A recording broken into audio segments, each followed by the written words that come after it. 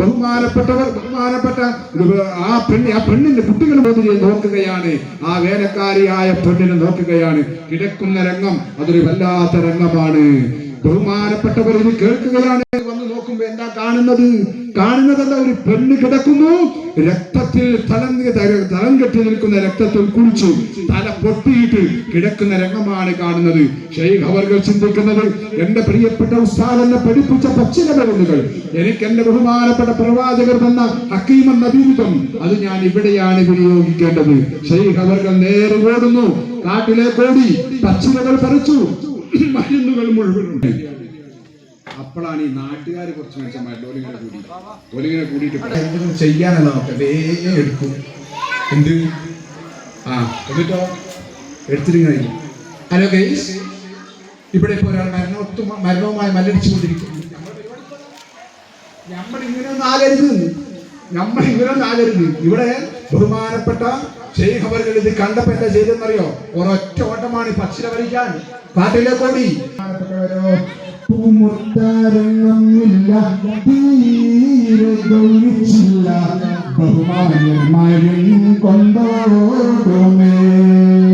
ചലനം നിരച്ചതാണ് പാവം തരുണിയുടെ സവിധീരിക്കും മഹാനുമേ. പൂമുത്താരങ്ങമില്ല, തീരെ ഗൗനിച്ചില്ല, ബഹുമാന്യർമാരൊന്നും കൊണ്ടോടുമേ. ചലനം നീനച്ചതാണോ പാവം തരുണിയുടെ സവിധത്തിരിക്കും മഹാനുമേ. എന്താണ് അബ്ദുള്ള, എവിടെ പോയി പറയുന്നുണ്ട്? ഒരു കാര്യത്തിന് കിട്ടില്ലാന്നൊക്കെ പറയുന്നു. ഇതൊന്നും ശ്രദ്ധിച്ചില്ല. മഹാനവകൾ നേരെ വരുന്നു, തന്റെ കയ്യിലുള്ള പച്ചിലുകൾ മുഴുവൻ എടുക്കുന്നു. എന്നിട്ട് അവിടെ ഒരു പാറക്കല്ലിനെ വെക്കുന്നു, മറ്റൊരു പാറക്കല്ല് എടുക്കുന്നു, എന്നിട്ട് അതിന്റെ മേലെ കുത്തുന്നു, കുത്തി പിഴിഞ്ഞെടുക്കുന്നു, പിഴിഞ്ഞതിന് നീരെടുത്തുകൊണ്ടോ ആ ചലനമറ്റ് കിടക്കുന്ന പെണ്ണിന്റെ സമീപത്തിലേക്ക്, അതെ ആ വേലക്കാരുടെ സമീപത്തിലേക്ക് പോകുന്നു. എന്നിട്ടോ മുറിഞ്ഞ ഭാഗത്തിലേക്ക് ആ മരുന്നങ്ങ് പുരട്ടുന്നു. ബിസ്മില്ലാഹിർ റഹ്മാനിർ റഹീം എന്ന് പറഞ്ഞുകൊണ്ട് ആ പെണ്ണിന്റെ കുശുണ്ടിലേക്ക് ആ മരുന്ന് ഇട്ടിച്ചു കൊടുക്കുന്നു. ചലനമില്ലാതെ രക്തം വാർന്ന് കിടക്കുന്ന പെണ്ണത എന്റെ ചൂലവിടെ മൂപ്പത്തിയാറ് ചൂല കഴിയുന്നത്. ഇവിടെ നടന്നൊന്നും മൂപ്പര് അറിയേയില്ല. എന്റെ ചൂലവിടെ ഞാൻ അടിച്ചു വാരുന്ന ചൂലവിടെ ഉടനെ പെണ്ണ് അടിച്ചു വാരാൻ തുടങ്ങി. സുബ്ഹാനല്ലാ, അതുവരെ കുറ്റം പറഞ്ഞ മനുഷ്യന്മാരെ ഇതാരാ ഉടനെ തന്നെ തോന്നി. ബഹുമാനപ്പെട്ടവർ ശരിയോട് ചിന്തിക്കാൻ ഉസ്താദ് പറഞ്ഞിട്ടുണ്ട്, ജനങ്ങളെ സ്ഥാനമാനങ്ങൾക്ക് വേണ്ടി ആഗ്രഹിക്കും. പക്ഷേ പറയാൻ പാടില്ലല്ലോ, ഞാൻ പറയാൻ പാടില്ലല്ലോ. ബഹുമാനപ്പെട്ടവർ ഉടനെ തന്നെ ഉസ്താദിനെ മനസ്സിൽ വിചാരിച്ചുകൊണ്ട് പറഞ്ഞു, എനിക്ക് ആ കാട്ടിൽ നിന്ന് ഫക്കീർ പറിച്ചു തന്നതാണ്. ഉസ്താദ് എനിക്ക് കാണിച്ചു തന്ന മരുന്നാറുകളായ എനിക്ക് ഫക്കീർ പറിച്ചു തന്നതാണ്, അത് ഞാൻ കൊണ്ടുവന്നതാണ്. ഫക്കീറോ? എന്നിട്ട് ആ ഫക്കീർ എവിടെ പോയി? ആ ഫക്കീർ അപ്പോൾ തന്നെ പോയി. എന്റെ പ്രിയപ്പെട്ടവരെ, നിങ്ങൾ എന്താണ് കേട്ടത്? ഈ മടയന്റെ കയ്യിലായല്ലോ ആ ഫക്കീർ കൊടുത്ത മരുന്ന്. ഈ മടയന്റെ കണ്ണുകൊണ്ടാണല്ലോ കണ്ടത് ആ ഭക്ഷണ മരുന്ന് കൊടുത്തത്. ഹക്കീമായിരിക്കാം. ഇത് കേട്ടക്കം ഷെയ്ഖ് അവർകൾ ഒന്നുകൂടെ ഞെട്ടി. എനിക്കണ്ടാൽ ഞങ്ങളെ കാണാം, എനിക്കണ്ടാൽ ഞാൻ നിങ്ങൾക്ക് കാണിച്ചു തരാട്ടോ എന്ന് പറഞ്ഞ സദസ്സോട് പിരിഞ്ഞു. ദിവസങ്ങളിൽ പലത് കഴിഞ്ഞു. സുബ്ഹാന ജല്ല ജലാലുഹു ബഹുമാനപ്പെട്ട ഷെയ്ഖ് അവർകൾ അതാ തന്റെ തൊഴുത്തിൽ വിശ്രമിക്കുകയാണ്. പാതിരാരാവൻ മക്കളെ തൊഴുത്തിൽ വിശ്രമിക്കുകയാണ്. പാതിരാ സമയമാണ്. ഏകദേശം ഒരു 2-2:30 മണി ടൈമാണ്. അങ്ങനെ ബഹുമാനപ്പെട്ട ഷെയ്ഖ് അവർകൾ പണിയെല്ലാം കഴിഞ്ഞ് വേലയെല്ലാം കഴിഞ്ഞ് ക്ഷീണിച്ചവശരായിരിക്കുമ്പോൾ കിടന്നുറങ്ങുകയല്ല, അല്ലാഹുവിനെ ഇബാദത്ത് ചെയ്യുകയാണ് കൂട്ടരെ. യജമാനനായ റബ്ബിലേക്ക് കൽബ് തിരിക്കുകയാണ്. അങ്ങനെ കൽബ് തിരിച്ചുകൊണ്ടിരിക്കെ എന്തോ ഒരു ശബ്ദം ഇങ്ങനെ കേൾക്കുകയാണ്. ബഹുമാനപ്പെട്ടവർ ഒന്ന് നോക്കി, എന്തായിരിക്കും അത്? എന്തോ ഒരു കുട്ടിയുടെ ശബ്ദം പോലെയാണല്ലോ കേൾക്കുന്നത്. അതൊന്ന് മനസ്സിലാക്കട്ടെ എന്ന് ചിന്തിച്ചുകൊണ്ട് ഷെയ്ഖ് അവർകൾ തന്റെ തൊഴുത്തിൽ നിന്ന് അല്പം പുറത്തേക്കിറങ്ങി നോക്കുമ്പോ എന്താ കേൾക്കുന്നത്? അയ്യോ വായോ കൊന്നോടി വായോ അവനും തായോ കൊല്ലും നിന്നെ അന്നില്ലാതായോ ഓടി വരൂ കനിയോ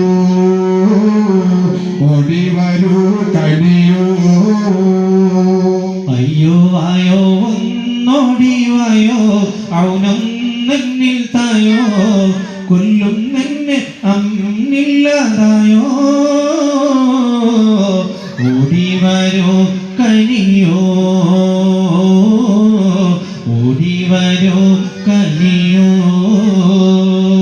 പാപമല്ലേ പറഞ്ഞിട്ടെന്താ പാതിരാവിൽ കരഞ്ഞിട്ടെന്താ പാപമല്ലേ പറഞ്ഞിട്ടെന്താ പാതിരാവിൽ കരഞ്ഞിട്ടെന്താ തീർച്ചയറുക്കും വെട്ടും ഇന്നീളം ശിരസും തീർച്ചയറുക്കും വെട്ടും ഇന്നീളം ശിരസും അയ്യോ ആയോ ഒന്നോടി വായോ ഔനങ്ങിൽ തായോ കൊല്ലുന്നെ അമ്മില്ലാതായോ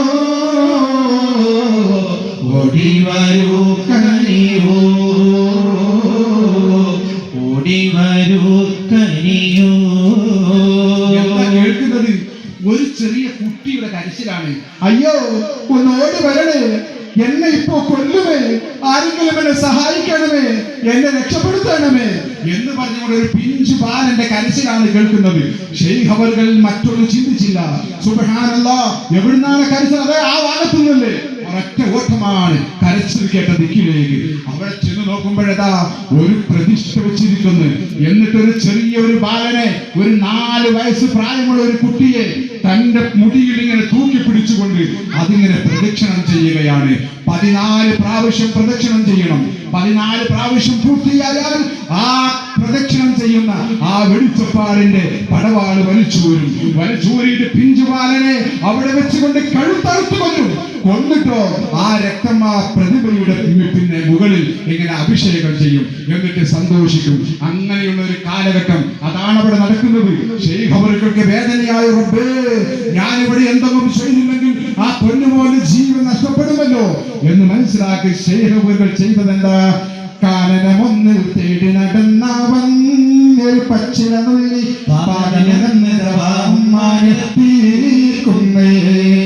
കണ്ടൊരു സംഗതി ഭീകരമല്ലോ മാറത്തടിക്കുന്ന ബാലൻ നിലവിളി വാനിലുയർന്ന് കേൾക്കുന്ന ഗാനനമൊന്നിൽ തേടി നടന്ന് വന്യർ പച്ചിലനുള്ളി പാകമിലന്നതവാകും മാന്യം തീർക്കുന്നേ കണ്ടൊരു സംഗതി ഭീകരമല്ലോ മാറത്തടിക്കുന്ന ബാലൻ നിലവിളി വാനിലുയർന്ന് കേൾക്കുന്നേ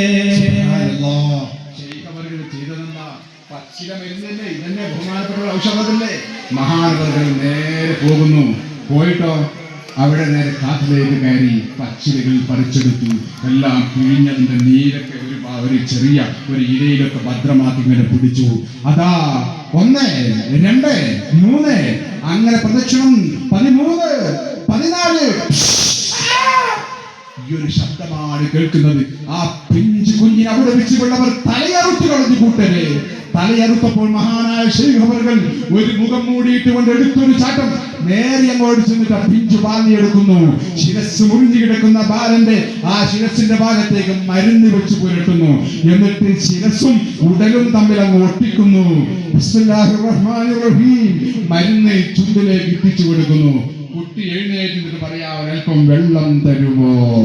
എന്തൊരത്ഭുതമാണ് കാണുന്നത്, എന്തൊരത്ഭുതമാണ് സുബ്ഹാന ജല്ല ജലാലുഹു.